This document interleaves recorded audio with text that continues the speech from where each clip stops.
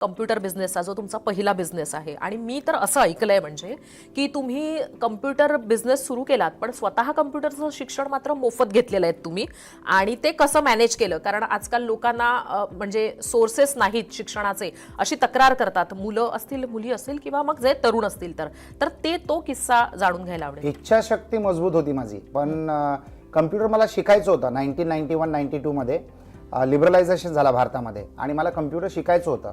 मला समजत होतं आणि मला दिसत होतं की भारताचं भविष्य ही इन्फॉर्मेशन टेक्नॉलॉजी असणार आहे. परंतु माझ्याकडे ते शिक्षण घेण्याचे पैसे नव्हते. तर माझ्याकडे पैसे नसताना मी कसं शिकू शकतो तर माझ्या वडिलांच्या मित्राच्या ऑफिसमध्ये जाऊन मी शिकायचो. तर कॉलेज सुटायचं 12:30-1 वाजता त्यानंतर रात्री 12:30-1 वाजेपर्यंत मी बसायचो माझ्या वडिलांच्या मित्राच्या ऑफिसमध्ये आणि त्या ऑफिसमध्ये काम करणारी जी लोकं होती त्यांच्या मदतीने आणि पुस्तक वाचून आणि त्यांनी दिलेल्या कम्प्युटरचा वापर करून मी कम्प्युटर एज्युकेशन घेतलं आणि तिथून माझी सुरुवात झाली इन्फॉर्मेशन टेक्नॉलॉजीच्या क्षेत्रामध्ये.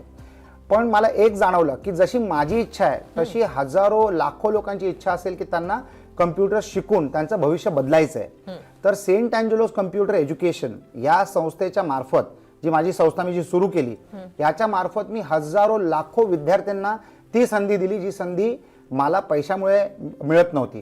तर ती संधी मी त्यांना दिली आणि I am very proud to say की मुंबई शहरामध्ये computer education bringing computer education within the reach of a common man याचं कार्य सेंट अँजेलोस कम्प्युटर्स लिमिटेड मी आणि माझ्या टीमनी घडवून आणलं.